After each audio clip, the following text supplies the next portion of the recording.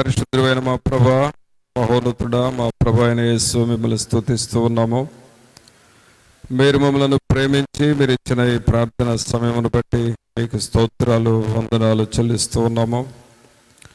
పరిశుద్ధాత్ముడా, మీ పరిశుద్ధాత్మ శక్తిని, మీ ప్రభావమును, మీ వెలుగును మాకు అనుగ్రహించుతున్న దేవుడవు. అందుకు మీకు స్తోత్రాలు, వందనాలు చెల్లిస్తూ ఉన్నాము. ప్రభా, మీ సన్నిధిలో చేర్చున్న మా పైన మీ దయా సంకల్పమును నెరవేర్చండి. మీ చిత్తములో మమ్మలను నడిపించమని ప్రార్థన చేస్తూ ఉన్నాము. పరిశుద్ధాత్ముడా, ఈ ఆరాధనకు మీరు అధ్యక్షత వహించి ప్రతి ఒక్కరూ మిమ్మల్ని గుర్తెరిగి మిమ్మల్ని స్తుతిస్తూ గణపరుస్తూ మీ నామమును కీర్తించి మహిమపరచుటకును సహాయము చేయమని వేడుకొంచున్నాం. ప్రభా, పాటలు పాడుచుండగా పాటల ద్వారా మీరు మహిమను పొందండి, మా ఆత్మలను మీరు సిద్ధపరచండి. అలాగే తండ్రి, మాకు తగిన స్తుతి ఆరాధనను అనుగ్రహించండి. మీ వాక్యమును మాకు అనుగ్రహించండి. మా ప్రాణములు తెప్పరిల్లులాగున చేయమని ప్రార్థన చేస్తూ ఉన్నాము. మీ సన్నిధిలో ఉన్న సర్వ సంపదల చేత మమ్మలను స్థిరపరచండి, బలపరచమని ప్రార్థన చేస్తూ ఉన్నాము. ప్రభా, ఘనత ప్రభావములు మీ సన్నిధిలో ఉన్నవి, బల సౌందర్యములు మీ సన్నిధిలో ఉన్నవి. వాటిని మాకు అగపరచండి, వాటిని మేము పొందుకున్నటకును సహాయము చేయండి. ఈ ఆవరణమంతటిని మీరు స్వాధీనపరచుకోనండి. చిన్నపిల్లలు, పెద్దలు ప్రతి ఒక్కరూ మిమ్మల్ని స్తుతించుకొని బిడ్డలుగా ప్రతి ఒక్కరిని మీరు చేయమని వేడుకొంచున్నాము. రాజా, రక్షకుడా, మీకు స్తోత్రాలు, వందనాలు చెల్లిస్తూ ఉన్నాము. మీ వాక్యం వినుచున్న ప్రతి బిడ్డను మీరు దర్శించి మీ దయగలిగిన హస్తమును ప్రతి ఒక్కరితో ఉంచి నాయన, వినగలిగిన చెవులను, గ్రహించగలిగిన హృదయములను మాకు మీరు దయచేయండి. మీ ఆత్మను నాయన తండ్రి అభ్యంతరపరచు వేరొక ఆత్మ ఏది లేకుండా చేసి పరిశుద్ధాత్మ నింపుదల సహాయం మాకు అనుగ్రహించి మీరు అధ్యక్షత వహించి నడిపించి ఘనత ప్రభావాలు మీరే ఆరోపించుకొనమని నజరేయుడైన యేసు నామమున అడిగి వేడుకొంచున్నాం తండ్రి, ఆమేన్. పాటలు పాడుకుందామండి.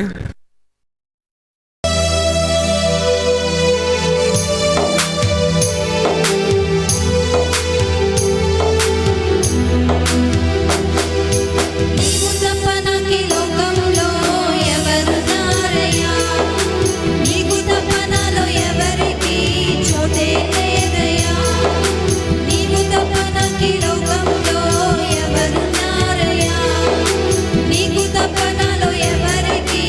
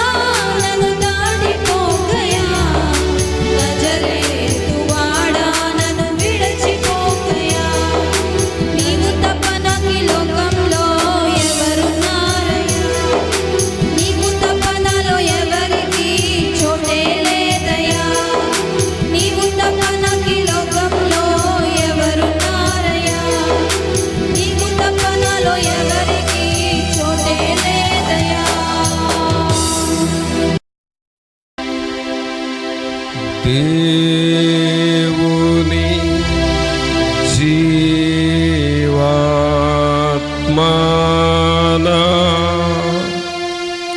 మీదికి రమ్ము. దేవుని జీవాత్మనా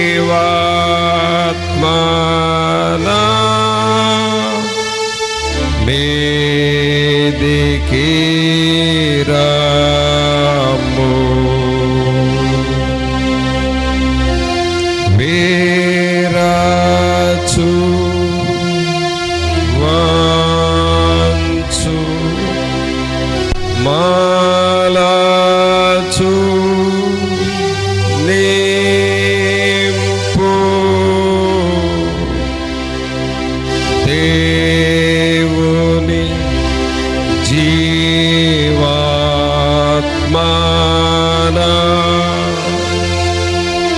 మీదికి రమ్ము.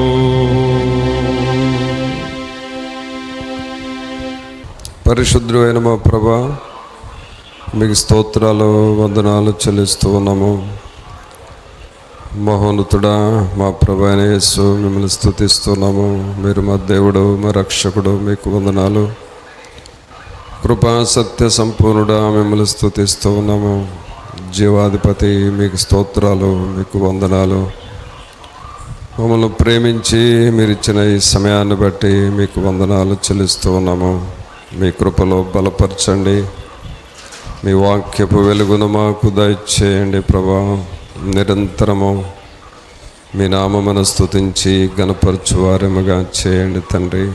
రాజులు రాజా, మీకు వందనాలు. ప్రభులు ప్రభా, మిమ్మల్ని స్తుతిస్తూ ఉన్నాము. జీవాధిపతి, మీకు స్తోత్రాలు, మీకు వందనాలు.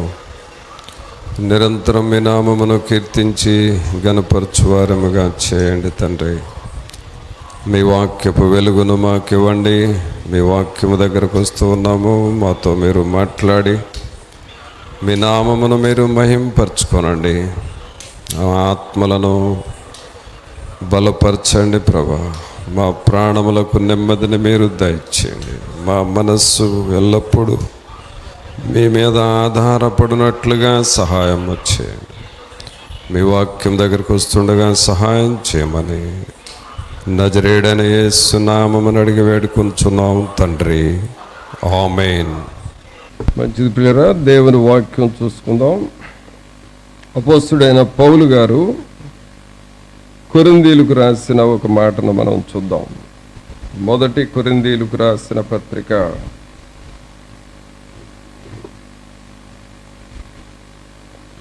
2వ అధ్యాయము 16వ వచనం చదువుదాం. మొదటి కొరింథీ 2వ అధ్యాయము 16వ వచనం. ప్రభువు మనస్సును ఎరిగి ఆయనకు బోధింపగలవాడెవడు? మనమైతే క్రీస్తు మనస్సు కలిగిన వారము. మనమందరం ఈ మాట చదువుదామండి, అందరం బిగ్గరగా. మనమైతే క్రీస్తు మనస్సు కలిగిన వారము. ఇక్కడ అపోస్తుడైన పౌలు గారు ఈ కొరింథీ సంఘాన్ని హెచ్చరిస్తూ ఉన్నాడు. 16వ వచనంలో ఏమంటున్నాడంటే, ప్రభు మనస్సును ఎరిగి ఆయనకు బోధింపగలవాడెవడు?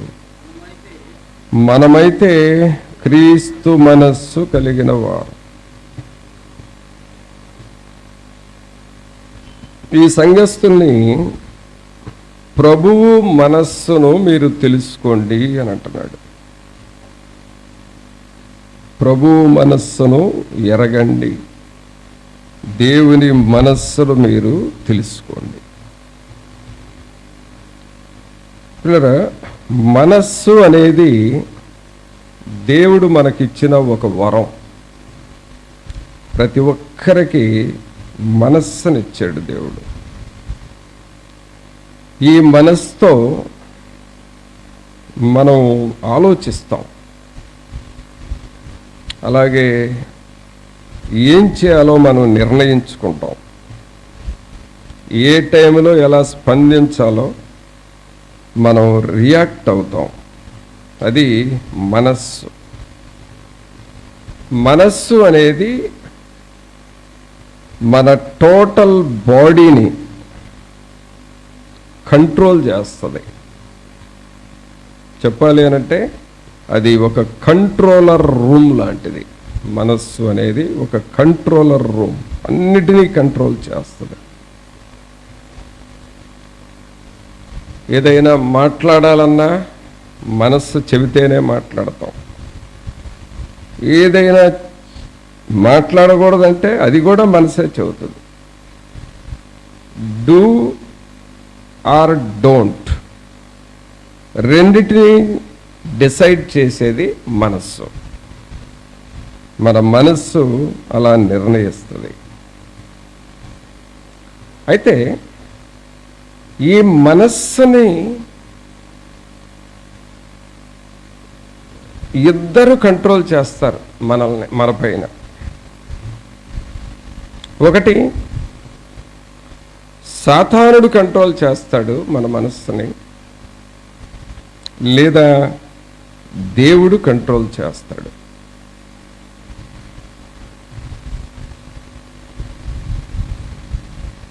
ఈ రెండిట్లో ఎవరికో ఒకళ్ళకి మనం లోబడాల్సిందే. వాళ్ళు చెప్పింది మనం చేయాల్సిందే.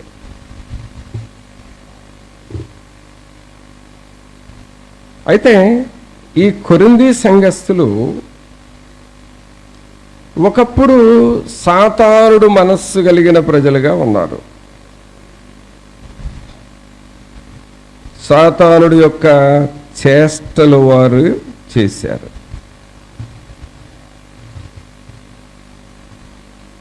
అయితే ఇప్పుడు వాళ్ళనేమంటున్నాడంటే, మీరు దేవుని మనస్సు తెలుసుకోండి, దేవుని మనస్సును గుర్తెరగండి అని అంటున్నాడు.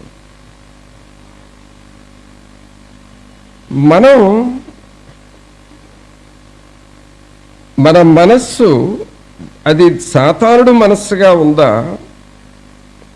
లేక దేవుని మనస్సుగా ఉందా అనేది మనం తెలుసుకోవాలి.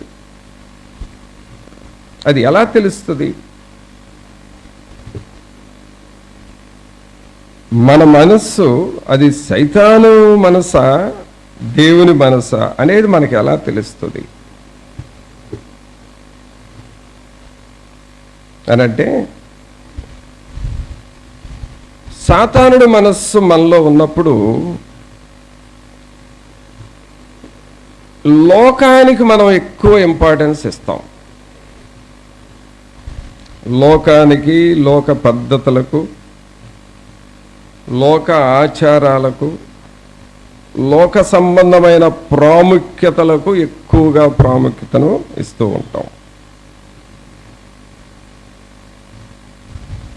అది ఎలాంటిది అనంటే, పౌలు గారు రోమీయులకు రాస్తాడు. అది ఎలాంటిదో, ఆ సాతానుడు మనస్సు లేక శరీర సంబంధమైన మనస్సు ఎలాంటిదో రాస్తాడు. చూడండి, రోమీయులకు రాసిన పత్రికలో 12వ అధ్యాయము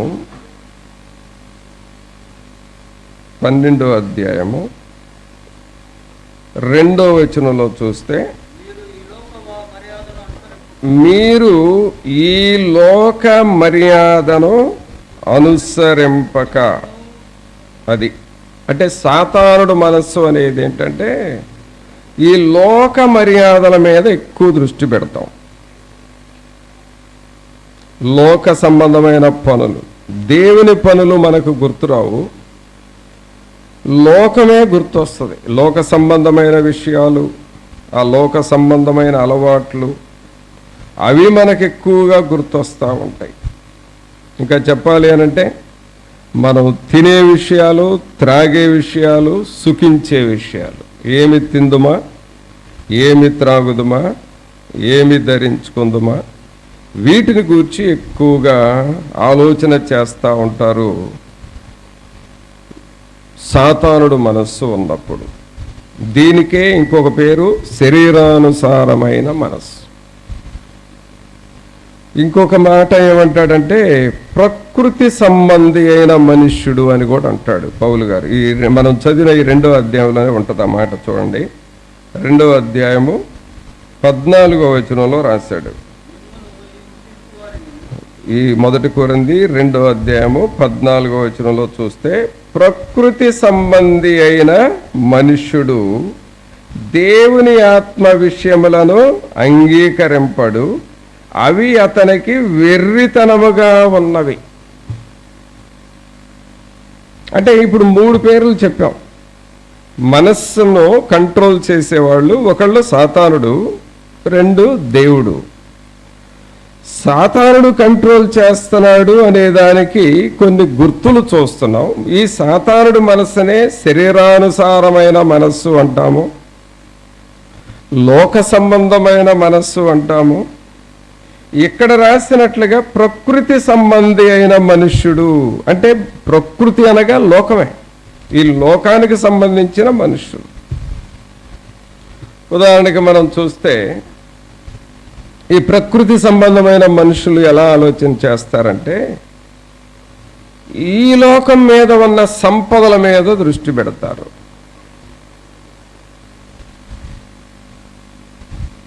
ఈ లోకంలో ఉన్న పేరు ప్రఖ్యాతుల మీద దృష్టి పెడతారు.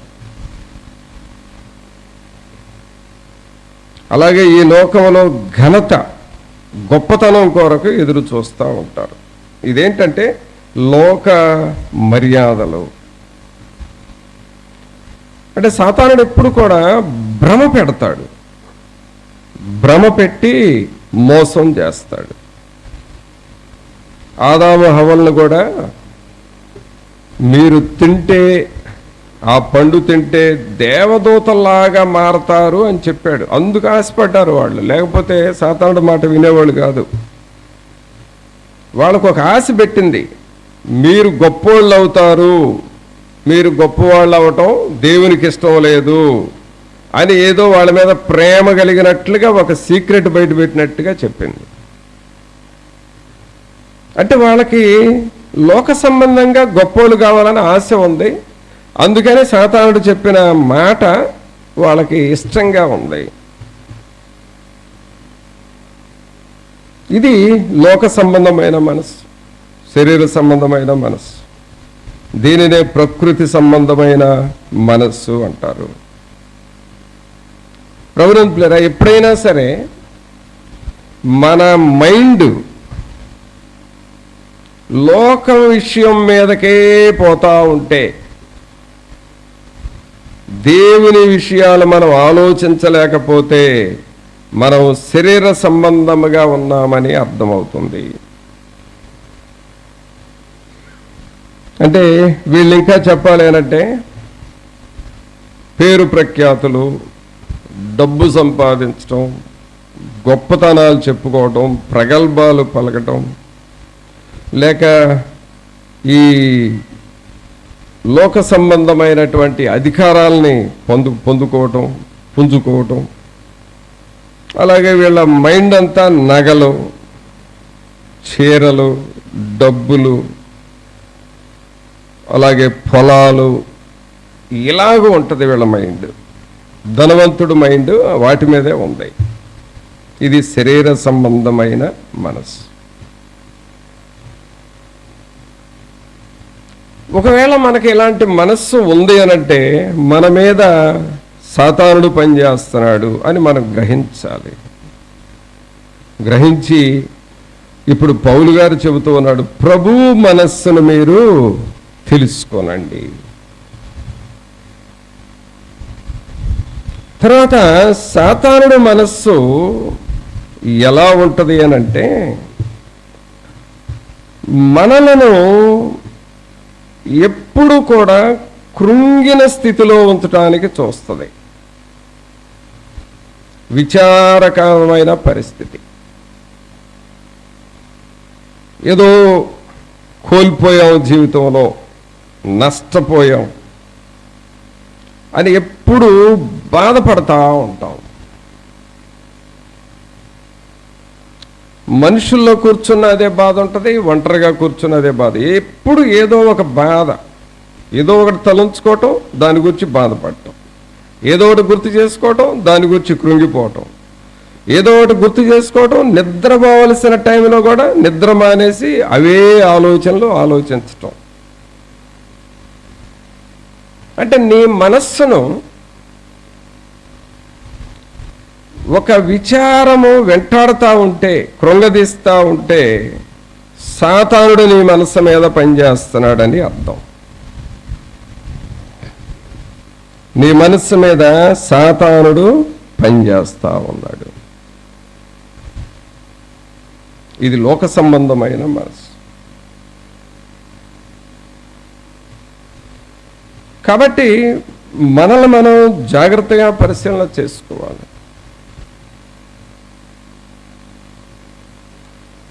మన మీద ఈ కృంగుదల, దిగులు, విచారము, ఏదో బాధ, తెలియని బాధ,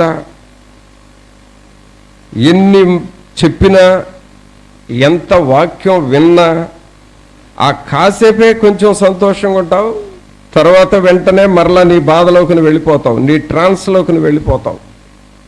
మనోవిచారం, మనోదుఖం. ఈ స్థాయిలో నిన్ను ఉంచి అలాగూ నువ్వు అక్కడే గిలగిల కొట్టుకోవాలని అనుకునేది ఎవరంటే సాతానుడు. నిన్నక్కడే గిలగిలగిల తిప్పుతూ ఉంటుంది. ఆ బొంగరాన్ని వదిలితే అక్కడే రౌండ్గా తిరుగుతూ చూడండి, అలాగే అక్కడ నువ్వు తిరుగుతూ ఉంటావు, బాధపడతా, ఆలోచిస్తా, విచారపడతా ఉంటావు.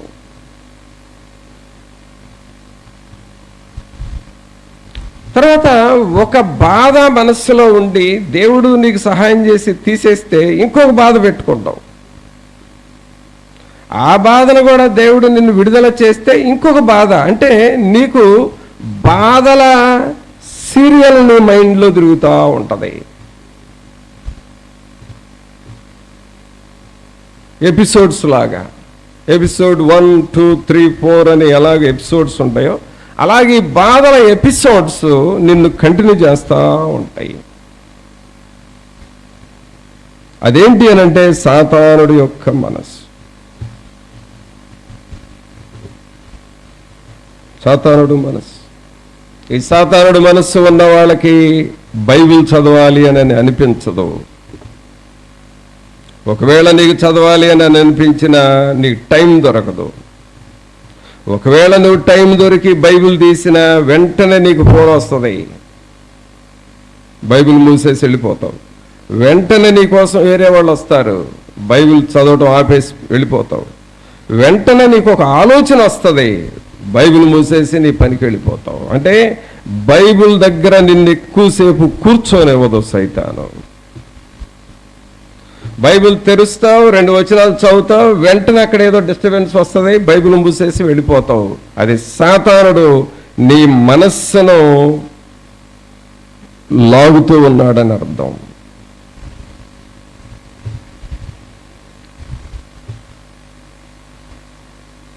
కావున పిల్లరా, ఈ కొరింథీయులు ఈ సాతానుడు మనస్సుతో ఉన్నారు.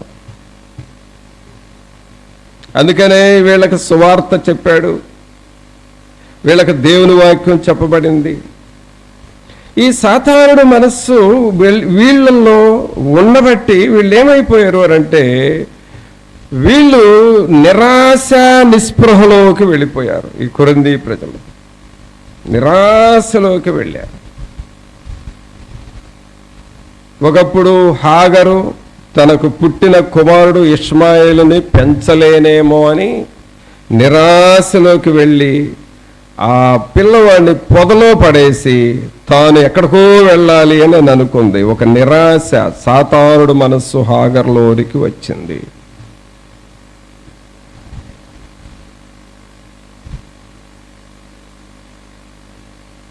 అలాగే కొన్ని సమయాల్లో అందరికీ నిరాశ ఉండదు. సాతానుడు మనస్సు ఎలాంటిది అనంటే నీలో ఓవర్ కాన్ఫిడెన్స్ ఉంచుతుంది. ఓవర్ కాన్ఫిడెన్స్ అది ఎలాంటిదంటే నాకు ఎదురు లేదు, నేను ఏదైనా చేయగలను, నాకు టాలెంట్స్ ఉన్నాయి, నాకు సర్కిల్ ఉంది, నేను ఏదైనా చేయగలను, ఐ కెన్ డూ ఎనీథింగ్. ఒక ఓవర్ కాన్ఫిడెన్స్ ఉంటుంది. కాన్ఫిడెన్స్ ఉండాలి, కానీ ఓవర్ కాన్ఫిడెన్స్ అనేది సాతానుడు మనసు. అంటే నీ లిమిట్స్ని దాటి నువ్వేదో గొప్ప వ్యక్తిగా ఊహించుకుంటావు. అందుకే ఇక్కడ నిరాశలేనన్నా పెడుతుంది. నీవు నిరాశకు దొరకకపోతే నీ అంత గొప్ప వ్యక్తి లేడని నీకు మళ్ళీ చెబుతా ఉంటుంది. ఓవర్ కాన్ఫిడెన్స్లోకి వెళ్ళిపోతావు. అది కూడా సాతానుడు యొక్క మనసు. నిరాశలోకి వెళ్ళినా నువ్వు కృంగిపోతావు, ఓవర్ కాన్ఫిడెన్స్లోకి వెళ్ళినా నువ్వు ఎదురు దెబ్బలు తగిలి మరలా నువ్వు చతికిలి పడతావు. కాబట్టి పిల్లరా, మన మనస్సును ఎవరు హ్యాండిల్ చేస్తున్నారనేది మనం చాలా జాగ్రత్తగా చెక్ చేస్తూ ఉండాలి. ఈ సాతానుడు మనస్సు మనలో కంటిన్యూ అయింది అని అంటే మనం అలాగూ జీవితంలో ఫెయిల్ అయిపోయి నరకంలోకి వెళ్ళే పనులు చేసుకుంటాం. ఈ కొరింథీ పట్టణస్థులు, ఈ సంఘస్థుల్ని పౌలు గారు అలాగూ ఉండకూడదు అని దేవుని సన్నిధి వైపు తిరగమని చెబుతున్నాడు. అందుకనే 16వ వచనంలో ఏమంటున్నాడంటే, ప్రభువు మనస్సును ఎరగండి. ఎవరి మనస్సును తెలుసుకోవాలి మీరు? ప్రభువు మనస్సు. మనం ప్రభువు మనస్సు అంటే ఒక వచనం పాడుకుందాం. ప్రభువు గొప్పవాడును,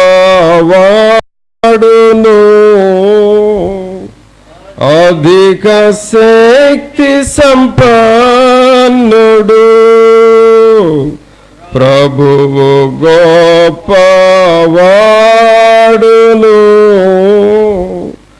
అధిక శక్తి సంపన్నుడు.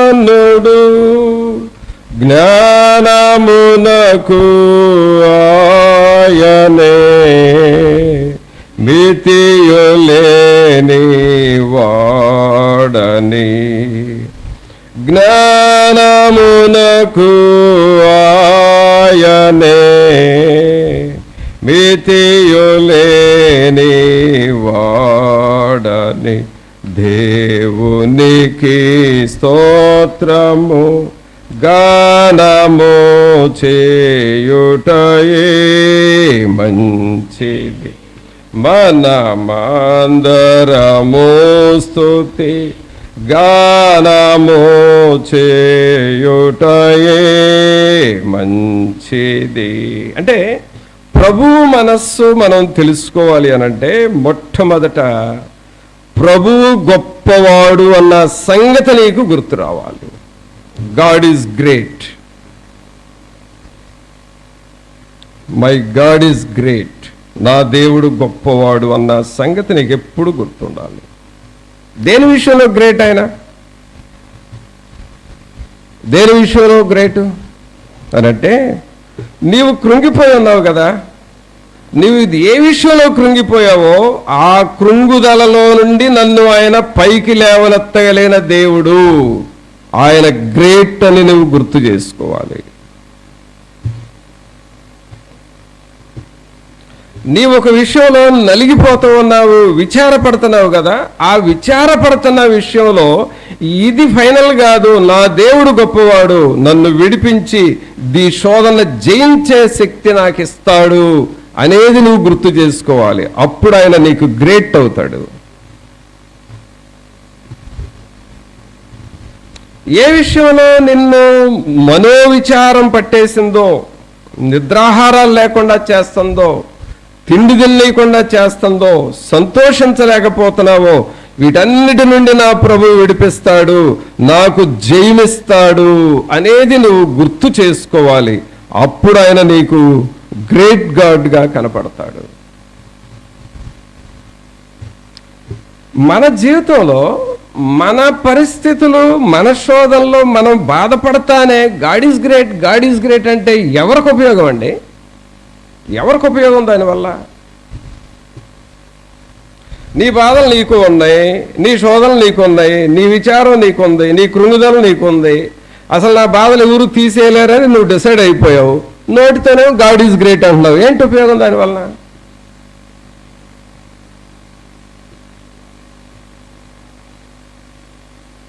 God is great, God is great అని చెబితే అది హాస్యంగా మారిపోతుంది నీ జీవితంలో. అందుకనే పౌలు గారు అంటున్నాడు, మీరు ప్రభువు మనస్సులోనికి రండి, దేవుని మనస్సులోనికి రండి.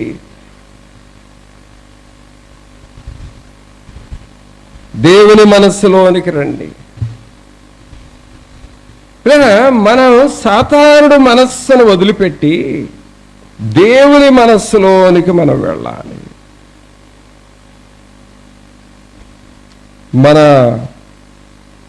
బాడీలోనికి, సబ్కాన్షియస్ మైండ్లోనికి దేవుని మనస్సును తెచ్చుకోవాలి.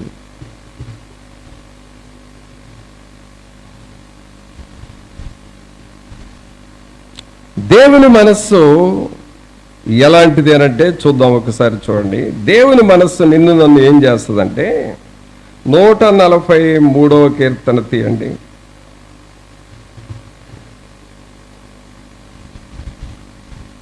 143వ కీర్తన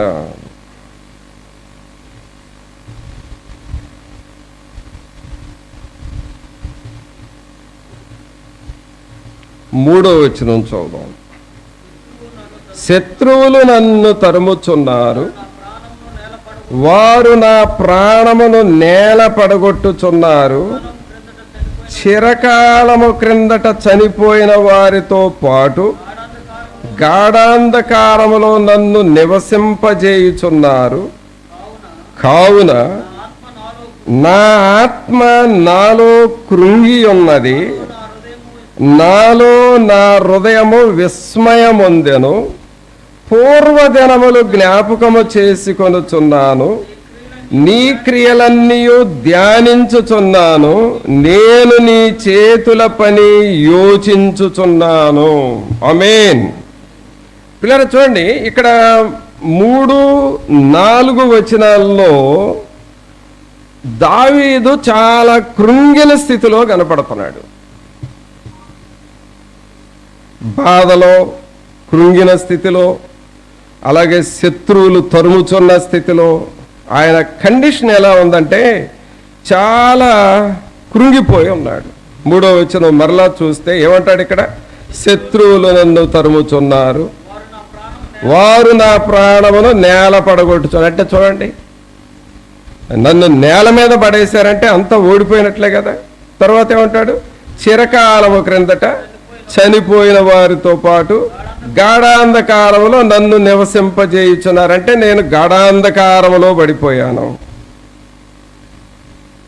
అంటే ఈయన కృంగిపోయాడు, చాలా వేసారిపోయాడు. దావీదు ఒక నిరాశలోకి వెళ్ళాడు. తర్వాత 4వ వచనంలో ఏమంటాడంటే, కావున నా ఆత్మ నాలో కృంగి ఉన్నది, నాలో నా హృదయమై విస్మయమొందెను.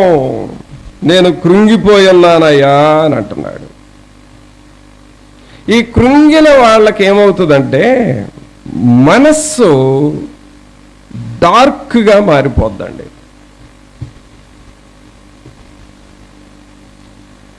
డార్క్ అంటే అక్కడ అర్థం ఏంటంటే ఇంకా ఏమి ఆలోచించని స్థితిలోకి వెళతారు. మనస్సు కృంగిపోయి, విచారం పట్టేసి, దిగులు పట్టేసి, అసలు అంతా ఓడిపోయాను, కృంగిపోయాను, గాఢాంధకారపు లోయలోకి వెళ్ళిపోయాను అని బాధపడే వాళ్ళకి ఇంకా మనస్సు ఆలోచించడానికి కూడా ఏమీ రాదు.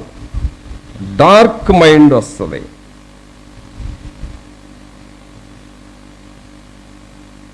అంటే మనస్సుని కృంగదీసేస్తుంది, ఇంకా ఏమి చేయాలో ఆలోచించకుండా చేస్తుంది. అంటే సాతానుడు నీ మనస్సును దోచుకున్నాడు.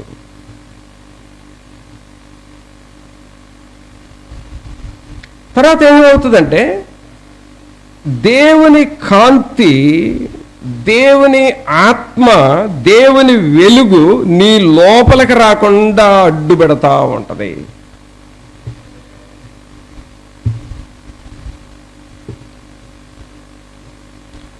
నీలో పరిశుద్ధాత్ముడు ఉన్నాడన్న సంగతి నీకు గుర్తు రానివ్వడం.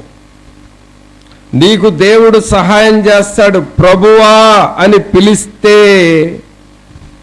నీకు ఆదుకునే దేవుడు ఉన్నాడన్న సంగతి గుర్తురాదు. కారణం ఏంటంటే డార్క్ మైండ్. దేవుడు నీకు సహాయం చేస్తాడన్న సంగతి ఆలోచించకుండా చేస్తాడు. ఇది సాతానుడు మనస్సు.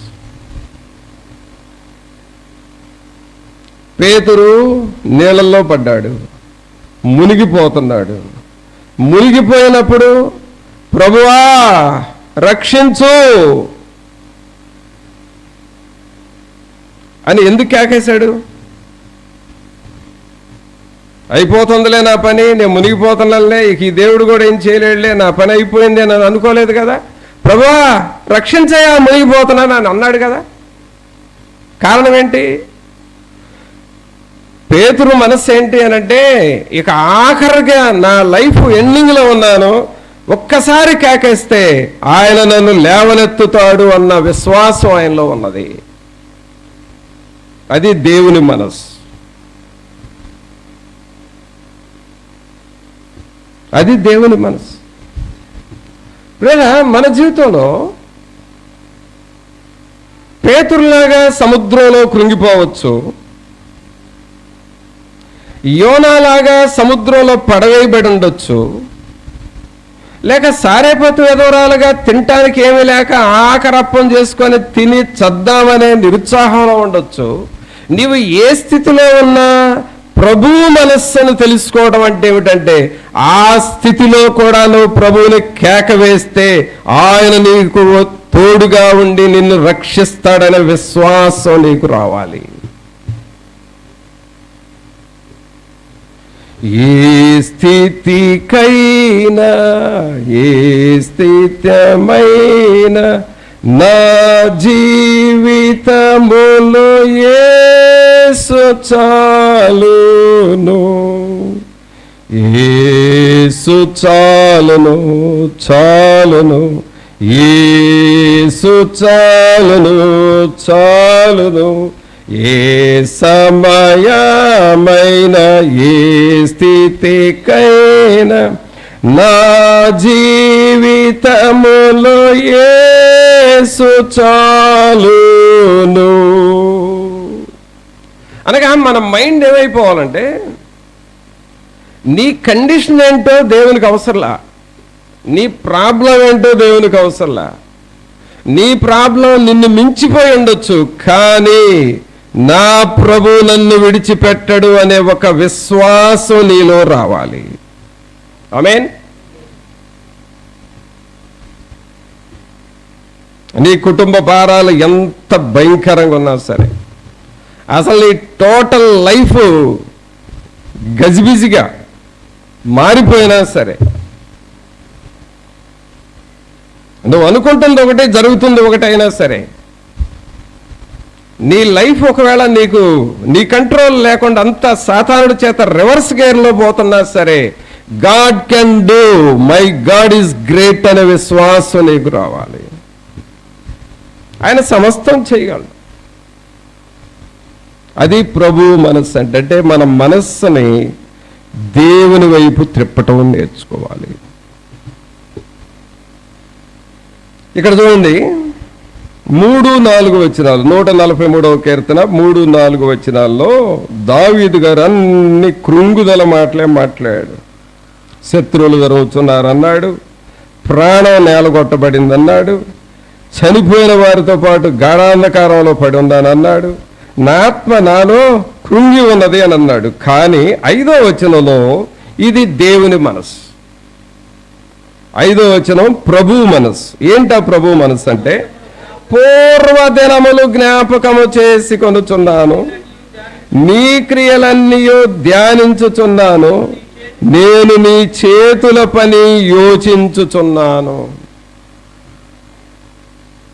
ఈ 5వ వచనం పిల్లరా, దిస్ ఈస్ గాడ్స్ మైండ్, దేవుని మనస్సు ఇది.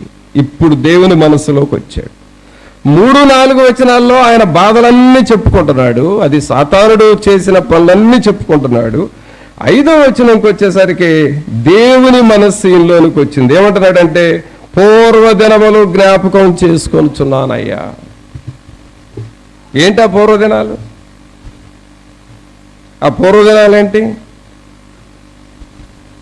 పూర్వదినాలు అనగా గతములో దేవుడు చేసిన మేలులు. గతములో దేవుడు మీకు ఏమేమి మేలులు చేశాడో అవన్నీ. ఈరోజు మీరు ఒక పని చేయండి. ఏం చేస్తారంటే, ఒక పేపర్ తీసుకొని మీరు పర్సనల్గా ఒక ½ an hour టైం ఇచ్చి, మీరు ఎప్పుడైనా కానీ స్టూడెంట్గా ఉన్నప్పుడు, లేకపోతే ఫ్యామిలీగా ఉన్నప్పుడు, లేకపోతే ఏ సమయంలోనైనా దేవుడు మీకు ఎన్నెన్ని మేలులు చేశాడో ఒక్కసారి రాసుకోండి. గుర్తొస్తాయి కదా, అవన్నీ పేపర్ మీద రాసుకోండి. ఓ 10 దాటొచ్చు ప్రతి ఒక్కళ్ళకి, లేదా ఒక 20 అలా ఉండొచ్చు. దేవుడు ఎప్పుడెప్పుడు మీకు ఏమేమి మేలులు చేశాడు అవన్నీ రాసుకొని, ఆ ప్రాబ్లంను దేవుడు ఎలాగో నీకు జయమిచ్చాడో గుర్తు చేసుకుంటే, అప్పుడు కూడా నువ్వు టెన్షన్ పడ్డావు కదా, అప్పుడు కూడా నువ్వు కృంగిపోయి ఉండవు కదా. కృంగిపోయిన ఆ ప్రాబ్లం విషయంలో దేవుడు నీకు ఎలాగో చేశాడో దేవుని స్తుతించు. కొన్నిసార్లు యాక్సిడెంట్స్ నుండి కాపాడుంటాడు, కొన్నిసార్లు నీటి ప్రమాదం నుండి కాపాడుంటాడు, కొన్నిసార్లు తుఫానుల్లో, కొన్నిసార్లు అనేకమైన ఆపత్కాలాల్లో. వీటన్నిటి విషయంలో దేవుడిని ఎలాగో కాపాడాడో నువ్వు వాటిని జ్ఞాపకం చేసుకుంటే దేవుని స్తుతించు. ఈ మధ్య నేను ఒక ఫ్యామిలీని దర్శించి వాళ్ళ కొరకు ప్రార్థన చేయడానికి వెళ్ళాను. ఏంటి ఆ కుటుంబంలో దేవుడు చేసిన మేలంటే, వాళ్ళు ప్రయాణం చేస్తున్న కారు వెనకగా ఒక పెద్ద వాహనం వచ్చి ఢీకొంటే ఆ కారు బొంగరంలాగా 3 రౌండ్లు తిరిగింది. టోటల్గా కారు రోడ్డు మీద అలాగూ గుండ్రంగా 2-3 సార్లు తిరిగిందంట.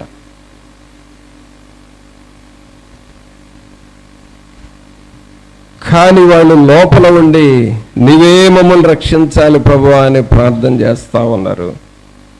అద్భుతంగా ఆ కారు ఆగిపోయింది. ఆ డోర్ తీసుకొని బయటకు వస్తే అదంతా చూసేవాళ్ళు వీళ్ళు లోపల చనిపోయి ఉంటారని అనుకుంటే వాళ్ళు నవ్వుకుంటూ బయటకు వచ్చారు. నేను మధ్య వాళ్ళని కలిసి వాళ్ళకి ప్రేర్ చేసి వచ్చాను. కాకపోతే తల కొంచెం ఇంజూరీస్ అయినాయి, గాయాలు, వాటిని కొంచెం ట్రీట్మెంట్ తీసుకున్నారు.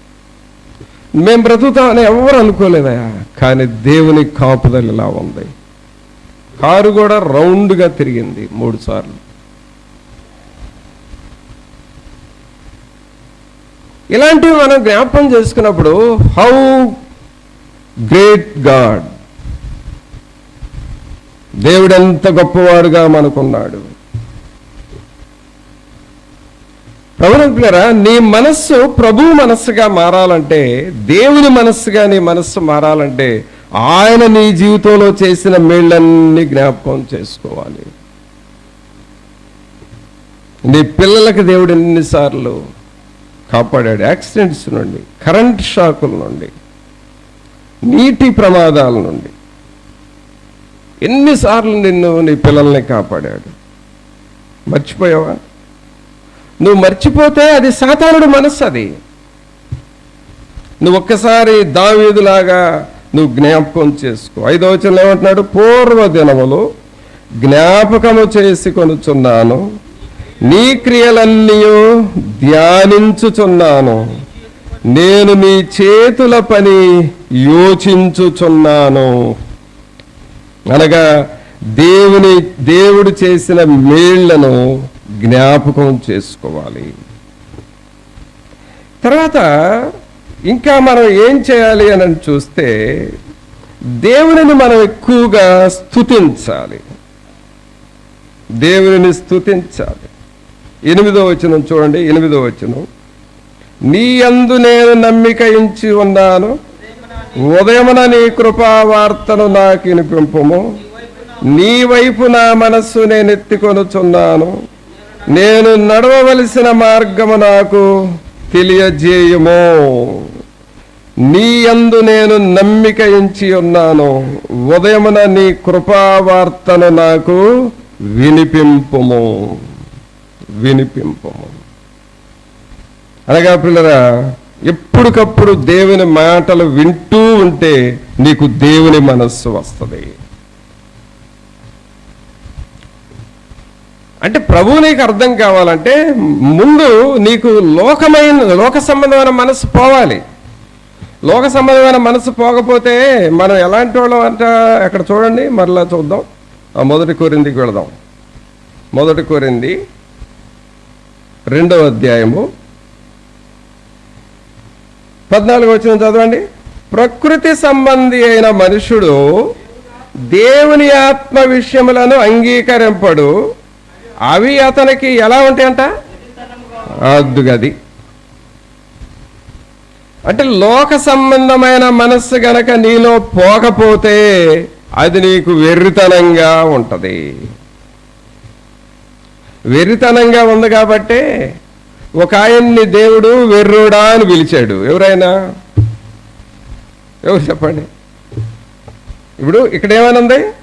అవి అతనికి వెర్రితనంగా ఉన్నవి. అంటే దేవుని పనులు, దేవుని మాటలు అంత వెర్రిగా ఉన్నాయి. అందుకనే ఒక అతన్ని ఓ వెర్రుడా అని పిలిచాడు. ఎవరిని పిలవాల బైబిల్లో దేవుడు అలా ఒక్కనే పిలిచాడు. ఎవరైనా? ధనవంతుడు. ఏమన్నాడు? నా ప్రాణమా తినుము, త్రాగుము, సుఖించుము అన్నాడు. సరే, తినటం తప్పు కాదండి, త్రాగటం తప్పు కాదు, కొంచెం సుఖంగా బ్రతకటం కూడా తప్పు కాదు.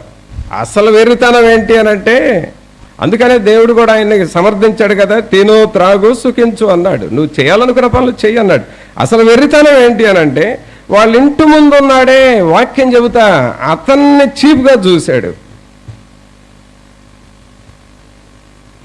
వాళ్ళ ఇంటి ముందు ఉండి పాటలు పాడుతూ ఉన్నాడే ఆ రోడ్డు మీద, అతనంటే లెక్క లేకుండా ఉన్నాడు. అంటే దేవుని మాటలనే లెక్క చేయలేదు, దేవుని పాటలనే లెక్క చేయలేదు. ఆ ఇంటి కోసం రోజు ముందు పడి ప్రార్థన చేస్తున్నాడే, ఆ ఇంటి రక్షణ కోసం, అతనంటే అసలు లెక్క చేయలే.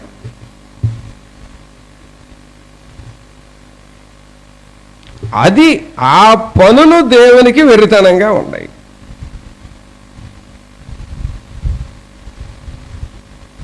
తర్వాత వెర్రితనంగా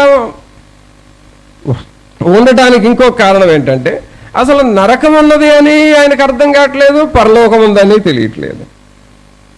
ప్రభునంతులారా, ఈ రెండు ఉన్నాయని నువ్వు నమ్మకపోయినా, మన ప్రాణాన్ని నరకం వైపు పోకుండా కాపాడుకోవాలని నువ్వు గ్రహించకపోతే అది వెర్రితనం. అందుకనే వెర్రివాడా అని పిలిచాడు. వెర్రివాడా అని పిలిచాడు. ఇక్కడ ఏమని చదువుకున్నావు? ప్రకృతి సంబంధి అయిన మనుషుడు దేవుని ఆత్మ విషయములను అంగీకరింపడు, అవి అతనికి వెర్రితనముగా ఉన్నవి. అవి అతనికి వెర్రితనంగా ఉన్నాయి. కావున ప్రభునంతులారా, దేవుని విషయాలను ఆలోచన చేయాలి, అప్పుడు దేవుని మనస్సు నీకు వస్తుంది. అలాగే దేవుని గురించి నువ్వు ఆలోచన చేయాలి, దేవుని వాక్యానికి నువ్వు సమయం ఇవ్వాలి. దేవుని వాక్యానికి నువ్వు సమయం ఇవ్వాలి. 1 కీర్తనలో ఏమన్నాడు? దివారాత్రులు దానిని ధ్యానించి వాడు ధన్యుడు, అతడు నీటి కాలువల యోరను నాటబడిన వాడై ఆకు వాడక తన కాలమందు ఫలమిచ్చు చెట్టు వలె ఉంటాడు. దేవుని వాక్యానికి నువ్వు టైం ఇవ్వాలి. దేవుని వాక్యానికి దావీదు గారు ఎంత టైం ఇచ్చాడు అనంటే 63వ కీర్తనది అండి. 63వ కీర్తన 5-6 వచనాలు చూస్తే దేవునికి ఎంత ప్రాముఖ్యత ఇచ్చాడో అర్థమవుతుంది. క్రొవ్వు మెదడు నాకు దొరికినట్లుగా నా ప్రాణము తృప్తి పొందుచున్నది, ఉత్సహించు పెదవులతో నా నోరు నిన్ను గూర్చి గానము చేయుచున్నది. కాగా నా జీవిత కాలమంతయు నేను ఎలాగున నిన్ను స్తుతించెదను, నీ నామమును బట్టి నా చేతులెత్తెదను. ఇదండి దేవుని మనసు అంటే. ఇది దేవుని మనస్సు. ఆ లోక సంబంధమైన మనస్సు పోయి దేవుని మనస్సు నీకు రావాలి. దేవుని మనస్సు రావాలంటే దేవుని గురించి నువ్వు ఆలోచన చేయాలి. దేవుడు గొప్పవాడు అని నువ్వు అర్థం చేసుకోవాలి. నీవు ఎలాంటి కృంగిపోయిన పరిస్థితుల్లో ఉన్నా ఆయన నీకు సహాయం చేయగలడు, నిన్ను లేవనెత్తగలడు అన్న సంగతి నీకు అర్థం కావాలి. ఇక దేవుని మనస్సు నీకు రావాలి అనంటే ఇక్కడ మనం చేయాల్సిన పని 5వ వచనంలో చూస్తున్నాం. క్రొవ్వు మెదడు నాకు దొరికినట్లుగా నా ప్రాణము తృప్తి పొందుచున్నది. అనగా నీ హృదయము దేవుని సహవాసముతో, దేవుని వాక్యంతో తృప్తి పొందాలి.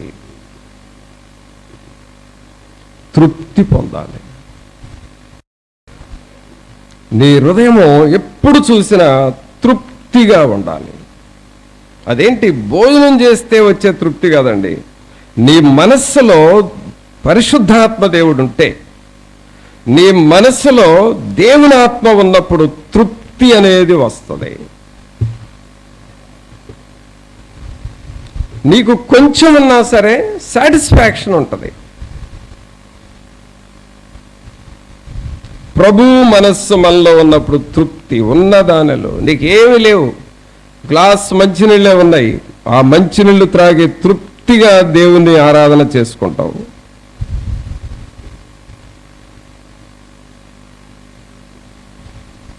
అది తృప్తి. ఇలాంటి తృప్తి దావీదులోనికి వచ్చింది. కారణం ఏంటి? దావీదు దేవుని వాక్యాన్ని ధ్యానం చేశాడు. దివారాత్రులు వాక్యాన్ని చదివేవాడు. దేవుని గురించి ఏం చేశాడంట? అక్కడ గానం అనే మాట ఉందో చూడండి, ఉందా? 5వ వచనంలో ఉత్సహించు పెదవులతో నా నోరు నిన్ను గూర్చి గానము చేయుచున్నది. దేవునిని స్తుతిస్తూ ఉండేవాడు. దేవుని స్తుతిస్తూ ఉండాలంటే నువ్వు పాటలు పాడుతూ ఉండాలి. కొంతమంది పాటలు వింటారు కానీ పాటలు పాడరు. కొంతమంది లిమిటెడ్, ఒక 10-15 నేర్చుకుంటారు, ఆ తర్వాత క్రొత్తవి నేర్చుకుందామని ఉండదు. కానీ నువ్వు ఎప్పుడు దేవుని పాటలు పాడుతూ ఉండాలి. దేవుని పాటలు ఆరాధన చేస్తూ ఉండాలి. ఇప్పుడు ఫస్ట్ మనం మెసేజ్ కంటే ముందు పాటలు పాడుతున్నావు. ఆ పాటల్లోనే నువ్వు పాల్గొనాలి. పాటలు నువ్వు పాడుతూ ఉంటే దేవుని స్తుతిస్తూ ఉన్నావు. దేవుని మనస్సు నీకు వస్తుంది. దేవుని మనస్సు వస్తుంది. కావున పిల్లరా, మన మనస్సు సాతానుడు పట్టులో నుండి విడుదల పొంది దేవుని మనస్సుగా మార్చుకుంటేనే దేవుని ఆశీర్వాదాలు మనకు వస్తాయి. అందుకనే దేవుని మనస్సుగా మన మనస్సు మారాలంటే వాక్యం చదవాలి, ప్రార్థన చేయాలి, పాటలు పాడాలి, పరిశుద్ధాత్ములతో మనం సహవాసం చేస్తూ ఉండాలి. ఇక్కడ ఏమంటున్నాడు 6వ వచనంలో?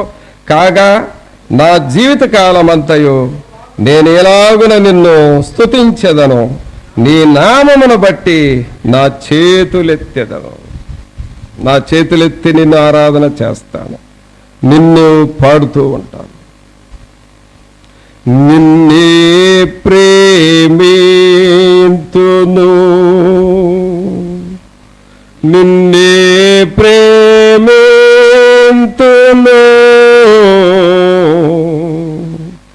నిన్నే ప్రేమింతును, నెవ్వెను తెరుగా నిస్సన్నిధిలో మోకరించి నీ మార్గములు నడిచెదా, నిరసించక సాగెదా, నెవ్వెను తెరుగా నీ సన్నిధిలో మోకరించి నీ మార్గములు నడిచేదా, నిరసించక సాగేదా, నీవెను తీరుగా. ఇలాగూ డెడికేట్ అవుతూ దేవుని ఆరాధన చేయాలి. అలా చేయగా చేయగా చేయగా దేవుని మనస్సు వస్తుంది. దేవుని మనస్సు నీకు వస్తుంది. కాబట్టి మన మనస్సు మీద దేవునికి అధికారం ఉండాలి, దేవుని ఆలోచనలు ఉండాలి, దేవుని సన్నిధి మనలో ఉండాలి. దేవుని మనస్సు నిన్ను ప్రమాదాల నుండి తప్పిస్తుంది. దేవుని మనస్సు నీ ఆత్మను రక్షిస్తుంది. ఇటీవల ఒక చిన్న సాక్ష్యం. ఏంటి ఆ సాక్ష్యం అంటే, ఒక మంచి సహోదరి బాగా ప్రార్థన చేసుకుంటుంది, పాటలు పాడుతుంది, దేవుని కొరకు నమ్మకంగా జీవిస్తుంది. ఎప్పుడు చూసినా ఎప్పుడు టైం దొరికినా ప్రార్థన చేస్తూ ఉండే మనస్సు, తన మనస్సు, దేవుని మనస్సు. ఓ సమయంలో ఒక రోడ్డు ప్రక్కన ఒక పెద్ద చెట్టు ఉందంట. ఆ చెట్టు క్రింద కూర్చోవడానికి అక్కడ బెంచీలు ఉన్నాయి, అంటే సిమెంట్ బెంచీలు. ఆ చెట్టు నీడ క్రింద కూర్చోందంట.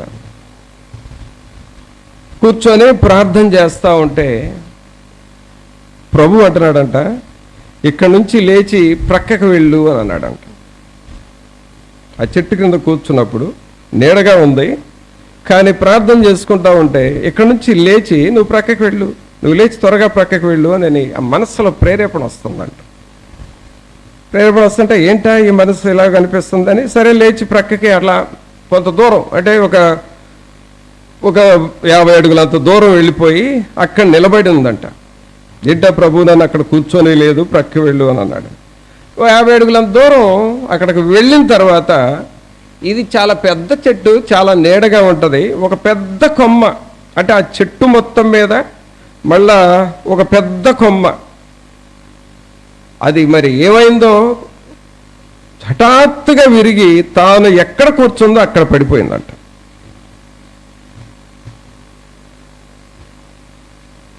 అంటే చెట్టు మొదల తర్వాత ఆ విరిగిపడ్డ కొమ్మ ఇంకా పెద్ద చెట్టు లాంటిది. ఆ చెట్టులో అంత పెద్ద కాండం, అంత పెద్ద మొదలతో కూడిన కొమ్మ విరిగి తను కూర్చున్న స్థలంలో పడితే అప్పుడు ప్రభు ఎందుకు అక్కడి నుంచి లేవనెత్తాడో అర్థమైంది.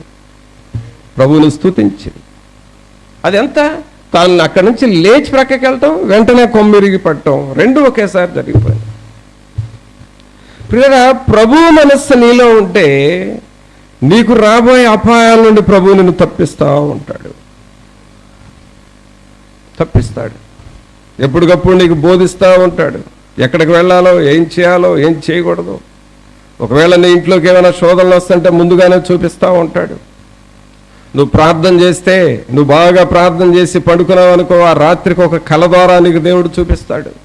ఆ కలలో ఏదో నష్టం జరగబోతుంది, ఒక శోధన రాబోతుందని ప్రభువు నీకు చూపిస్తాడు.